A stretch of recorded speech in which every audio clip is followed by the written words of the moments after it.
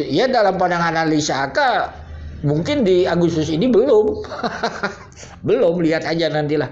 Salam analisa, salam kehidupan, salam sehat sahabat-sahabat AK. Tolong disimak sampai habis biar tidak gagal paham.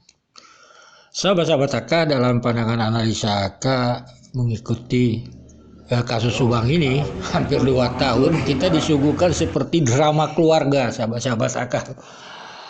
Contoh sahabat-sahabat AK, di awal itu keterangan saksi Danu baru-baru ngumpet di musola karena mau dikasih PH. Ini seperti drama keluarga ngumpet. Lalu sahabat-sahabat AK, apa yang terjadi? Ya singkat kata pakai PH ke ATS. Lalu pindah PH ke Rohman. Sahabat-sahabat AK. Lalu keluar lagi dari Rohman. Bahkan kita dengar kemarin istrinya Yoris pakai PH. Apakah Yoris juga pakai PH? Kita tidak tahu. Biar waktu yang menjawab kelak. Begitu juga sahabat-sahabat AK, kalaulah kita bicara PH, pengacara hukum tentu akan berbicara tentang kliennya yang baik-baik saja lah sahabat-sahabat AK. Standarnya seperti itu, kita tidak usah membicarakan PH. Begitu juga kalau kita bicara tentang Kades sahabat-sahabat AK. Luar biasa bagaimana meyakinkan ke publik bahwa mereka ini tidak ada masalah dan sebagainya antara Yosef dan Yoris. Jadi kita seperti disuguhkan drama keluarga, padahal kita tahu gitu akhir ceritanya memang antara Yosef dan Yoris ini memang tidak bisa disatukan sahabat-sahabat AK dengan adanya kasus Rajapati ini.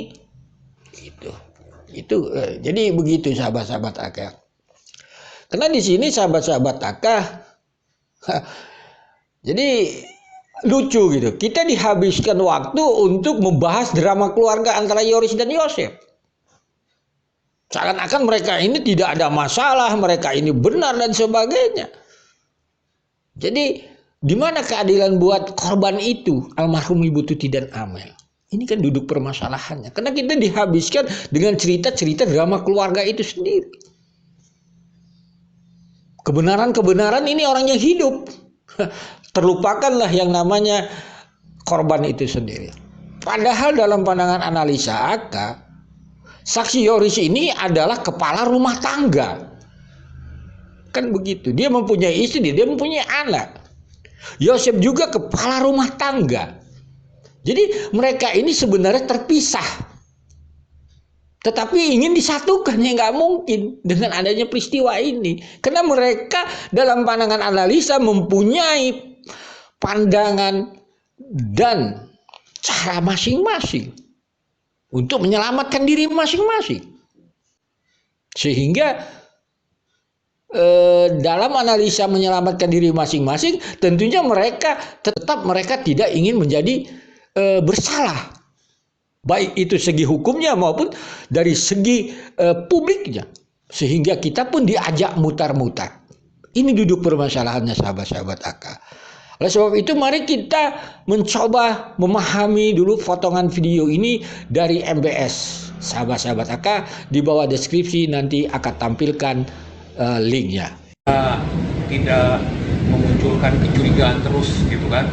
Tetapi ketika Pak Yosef dengan Yoris kemudian menyadari bahwa dari 4 bulan terakhir ini ada miskomunikasi kan, ada masalah tentunya. Nah setelah ini bergabung ya tentunya ya pelan tapi pasti ini kelihatannya akan terurai permasalahannya. Nah, adapun proses yang 4 bulan ini hanya ingin memastikan Yoris menyadari bahwa ada yang salah dari 4 bulan terakhir dan miskomunikasi ini diakhiri dengan bergabungnya Yoris, kita dampingi bersama-sama dengan Pak Yosef. Ada alasan lain apa dari Yoris sendiri? Itu nanti tanyain sendiri ke Yoris ya. Yang paling pasti begini. Yang tahu banyak itu Pak Kades dari awal ya. Sahabat-sahabat AK, itu potongan video dari MPS di saat Yoris bergabung dengan PH Rohman. Ya itu sah-sah sajalah yang namanya dibilang diskomunikasi kan seperti itu dan sebagainya selama tidak bergabung. Tapi faktanya ya sekarang kan berpisah lagi, diskomunikasi lagi mungkin. Kita bingung lah sahabat-sahabat AK. lalu kalau bergabung mungkin akan terurai. Ya sekarang ya pasti nggak terurai karena berpisah lagi kan seperti. Jadi sahabat-sahabat Aka ya kata Pak Roman yang banyak tahu Pak Kades kan gitu. Aka nggak mau bahas Pak Kades lagi lah seperti itu. Dia mungkin niatnya baik tapi ya jadinya nggak dipandang publik nggak baik ya akibat daripada mungkin Pak Kades ingin menyatukan mereka digabungkan bersama-sama ya sulit dia kan ya seperti tapi ya sudah kalau masalah itu mungkin itu hanya analisa Aka kita tidak perlu bahas Pak Kades ya. Jadi di sini sahabat-sahabat Aka, apapun yang dibilang mereka, ya kita kan bisa menilai gitu. Ya di saat dengan PH ini pasti bicara ini, saat PH ini dengan ini, saat dengan Kadeswik begini. Kita kan kadang-kadang sekarang kalau melihatnya tersenyum saja begitu sahabat-sahabat Aka. Jadi kita ini dianggap apa gitu. Nggak bisa berpikir, nggak bisa menilai, nggak tahu isu-isu di belakang layar. Ya kalau mereka bilang baik-baik saja masa iya dari dulu kan Aka udah bilang nggak baik-baik itu mereka kok kan seperti itu analisa Aka begitu. Dari mana bisa baik-baik orang Yoris juga mengatakan saat telepon balik papanya mengatakan mengucapkan innalillahi wa inna rajiun disambung dengan ibu dan adiknya meninggal dari sana aja nggak baik-baik itu kok. Orang Yosef juga mengatakan tidak ada seperti itu. Jadi cara-cara menganalisa mereka juga akan nggak paham gitu, memaksakan supaya mereka ini baik-baik nggak baik gitu. Jadi kita ini dalam analisa agak ya dipaksakan untuk baik-baik mereka. Ya nggak mungkin baik-baik gitu. Ya kita lihat aja nanti. Kalau nanti ini kasus ini terungkap, serang-serangan mereka itu masalah uang siapa yang pakai uang ini. Kita lihat saja. Makanya kalau anak sekolah dibuka itu paling suraka. Serang-serangan tuh mereka itu. Analisa Aka tuh nanti. Ini pakai segini. Lihat aja nanti. Jadi memang dari awal ini. Ya mereka juga lah saksi keluarga itu Pak Yoris, Danu. Ya mereka harus mendengarkan, harus didengar kemarin Pak Kades ingin menggabungkan mereka, ingin disatukan, nggak bisa. Kecuali nggak ada korban almarhum Ibu Titi dan Amel masih hidup bisa gitu kan. Jadi logika pahamannya itu dalam pandangan analisa kah? Ya aneh bida ajaib aja lah memaksakan mereka baik-baik gitu. Orang di publik itu udah saling serang kok di belakang layar lagi, ya, jadi sulit. Jadi begitu sahabat-sahabat Akal. Begitu juga akan mendapatkan potongan video alasan Yoris dengan HS ini ada wawancara akan dapat di FB sahabat-sahabat Akal. Dia bilang apa?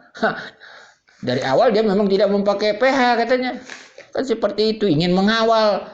Ya selama 2 tahun apa yang dia kawal. Jadi sudahlah sulit sahabat-sahabat Aka kita ini sebagai orang luar netizen atau konten kreator ini ya Aka makanya nggak terbawa arus dengan mereka. Saling bela, kawal saksi dan sebagainya malu pada diri sendiri.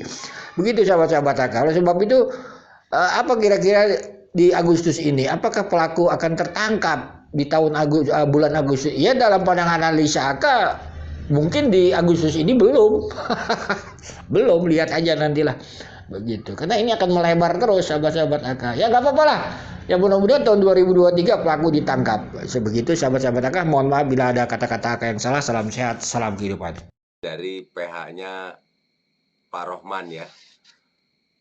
Dan di sana dikatakan bahwa Kang Yoris itu pernah di ATS Law Firm mengundurkan diri. Betul. Dan sekarang juga di Pak Rohman mengundurkan diri. Yang pertama ini tanyakan apakah itu benar? Betul Kang Heri, betul.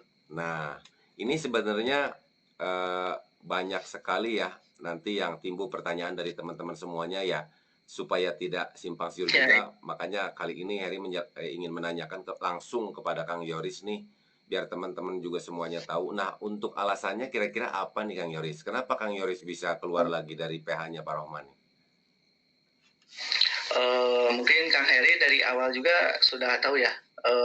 Saya pernah mengatakan saya ingin mengawal kasus Mama sama Amel ini tanpa pendampingan. Iya. Yaitu sekarang juga saya akan tanpa pendampingan saya akan mengawal kasus Mama sama Amel ini terus. Seperti itu Kang Heri intinya sih.